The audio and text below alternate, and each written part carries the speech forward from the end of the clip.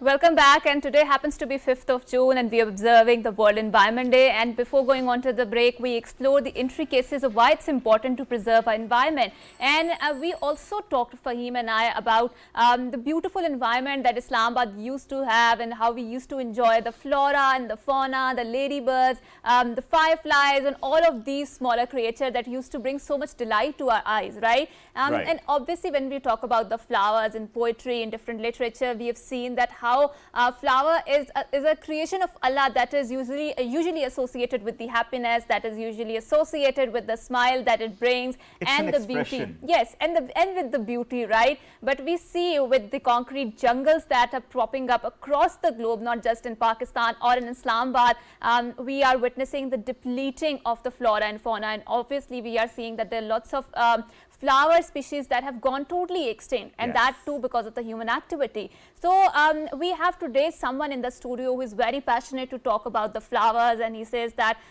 it's a pity that our children are going to miss on a lot of species of the flower that are going to extinct. So without any further ado, Fahim, why don't you take a lead and introduce our guest? So we have in our second segment Munir Ahmed Saab. He's an environmentalist, and we are very glad to have him in the studios.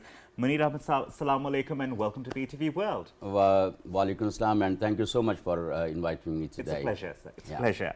Now, sir, I believe flowers are expressions. Hajra believes flowers are a source of happiness. Yet, the sad part is that many of the species of flowers are going extinct, which is something to ponder upon. It's something that everybody, all the stakeholders, by stakeholders, I mean all citizens of the world, they should be responsible and worried about this, not just the people who are environmentalists, people who are in the UN. I think each and everybody. How can we contribute in playing our part in saving the environment? Of course, every individual has, and as you said, flowers are expression. You know, I believe it's not only the expression of the human beings to present flowers to someone. As a goodwill gesture, as love and like passion, but the flowers are the expression of nature as well. Expression that nature tenders to you, to all the humankind, basically. And this is really very unfortunate that many species of flowers have extinct. Not only the species of flowers, there are many floras and faunas that have extincted because of the human beings. Human beings have to change their habits, especially those who are in the industry, different industries. They have to make their industry more environment friendly. They have to reduce their carbon emissions. They have to comply with all the environmental obligations they have.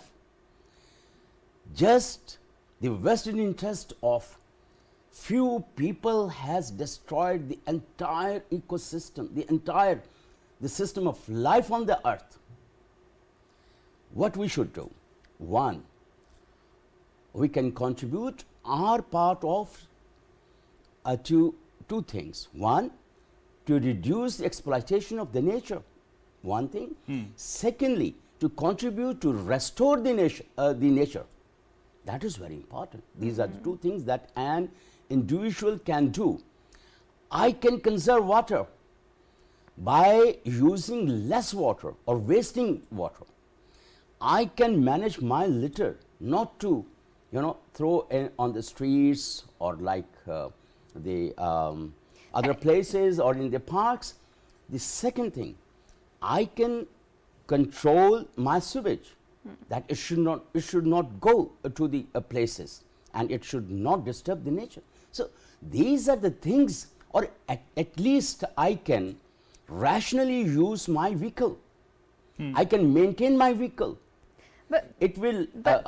Sure. It will. Let me just one thing. It will not only reduce the efficiency of my vehicle, but also reduce the consumption of petrol. Right. Ultimately, it will reduce the carbon emissions. Right, sir, thank you so much for pointing it out, and you were alluding to the fact that how we can reduce our carbon emission, right? That is also individual responsibility. We should not be always looking towards at the state level.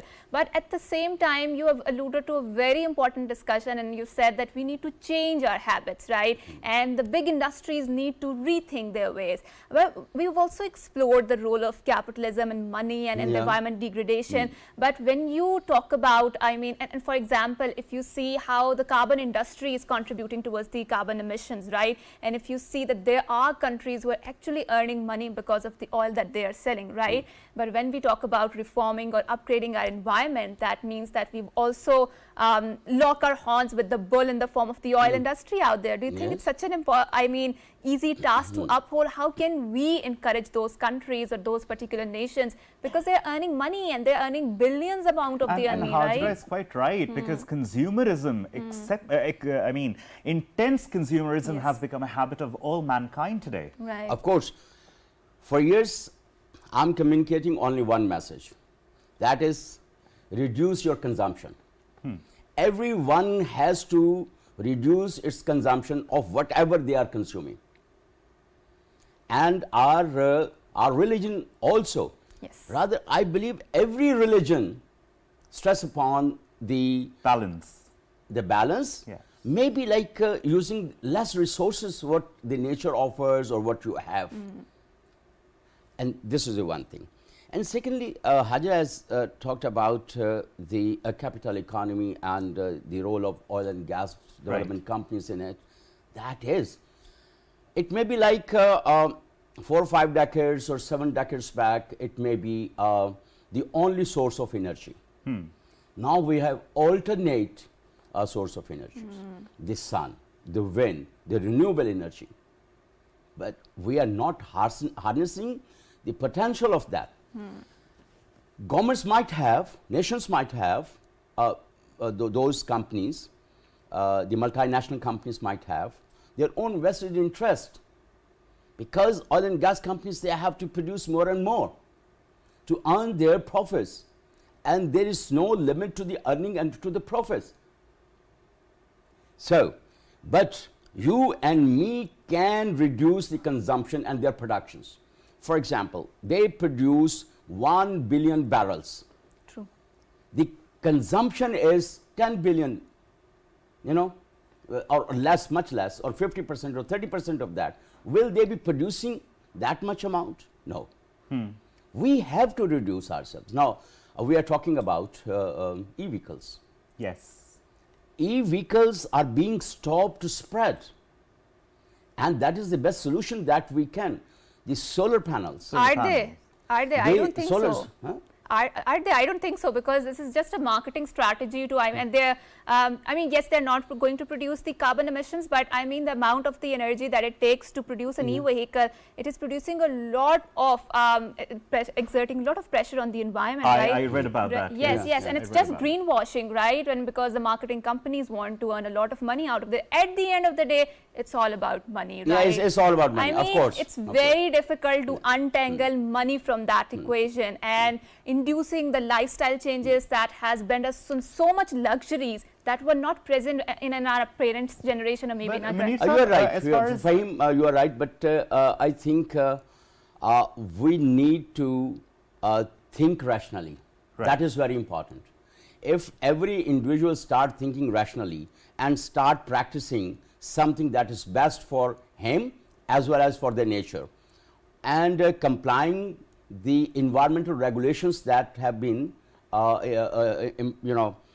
formulated in Pakistan or other countries, then I believe it will we will start seeing some change that we are looking for. For example, like if we only go for the renewable energy or the solar panels, such kind of things, certainly it will reduce the fuel consumption to produce the electricity. So, if we start recycling our waste, that could be a good practice. And yesterday we launched Pakistan Environmental Awards with the different organizations and environmental protection agencies and industrial associations.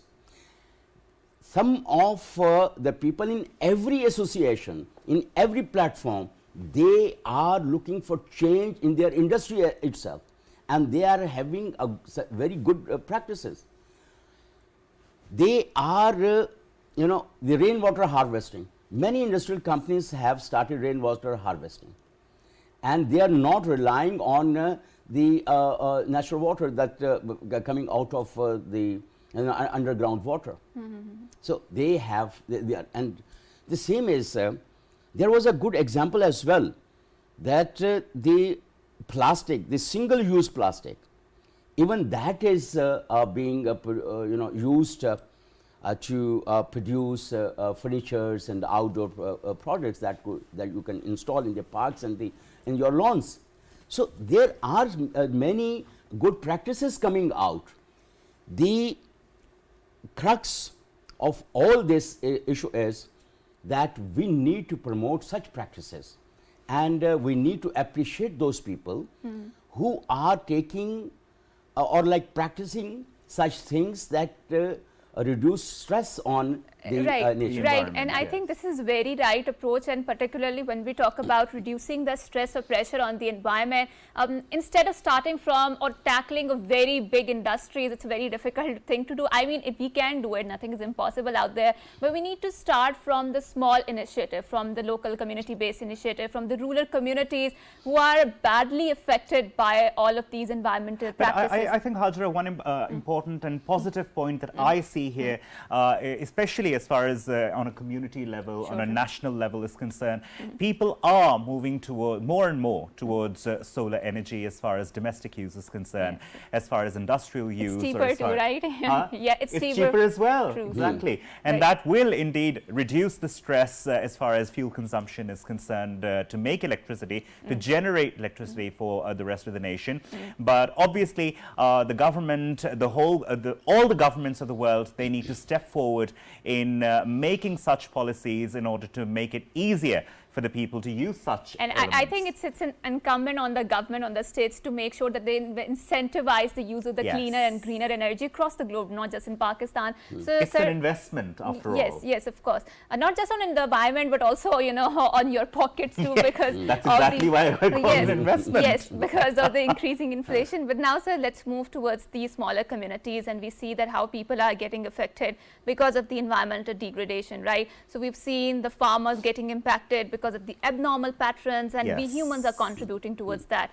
So how can we make them as a change agent so that they take more ownership of the land environment upgradation, I would say, and they can tackle all of those people because their livelihood depends upon the environment upgradation, so that they are a better resource that we can utilize. Very right. We need to reach out to the communities. First, I think I should mention that yesterday we also appreciated the efforts of the PTV World Morning Show. Thank you so much. With an award for raising consistently voice for environment and promoting the cause and objectives of what we are required for the one thing. And secondly, like reaching out to communities and educating farmers, that is very important. I have been struggling for more than 3 decades to reaching out to communities with my messages and asking them to raise their voice collectively, one thing. That is very important. The way they can raise their issues to the authorities, that is very pertinent. Secondly, the role of educating them cannot be, we cannot undermine that, the role the media can do, or even the authorities need to educate them. It is not just about the education, means not the formal books, the informal education, means like, and that should be based on the research. Unfortunately, the research that we have, that is shelved, dusting in the shelves, and that is not reaching out to the communities, how they can use that research to combat the challenge of the today. And thirdly, whatever meager thing goes over there, they don't know how to use that research or use the best practices. For example, as Hajra said, the weather patterns.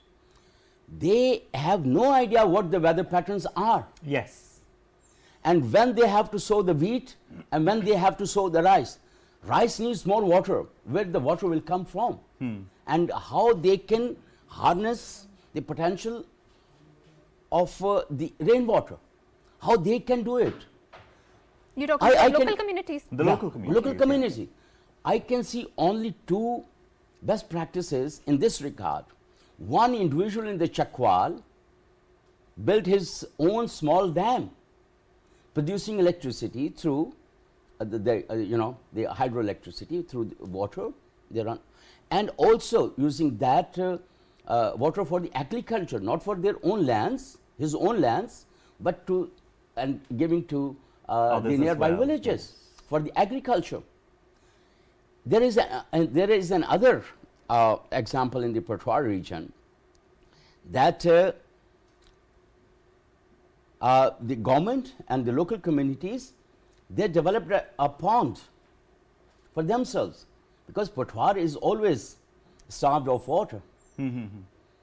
So the communities, with the technical support of the government and the UNDP, they developed a pond. And now that pond, the water stored in that pond is serving to cultivate their lands. And I think we need more of these success stories when we talk particularly about the climatic changes and how they're impacting the communities. Hajra, sensitize people more and more regarding this. And these are more climate sensitive solutions and cleaner solutions. But I think I would beg to differ with the sir here about the local wisdom or the knowledge that these local communities have. We think that they might not be that sensitive to the particular needs of the agricultural communities, but because of these climatic changes, I do agree with the point that abrupt weather pattern has definitely disturbed the sowing and the reaping season, and that is impacting the produce of the Pakistan, because Pakistan is very lucky and fortunate in a sense that our produce or the organic food is usually coming from within the country. We do not have to import it from the outside. With that, we will bid farewell to sir. Thank you so much, sir, for coming here, for shedding light and having the cross-pollination of the ideas on the environmental changes, how they're impacting us, and that is coming from a very personalized tone, because we in the third world country, we in the underdeveloped or rather developing country are facing that, and these sort of changes requires a global solution, a global help, and a global sort of a cooperation to fight these changes. With that, we are bidding you farewell. Until next time, it's a goodbye, Allah Hafiz, and good morning.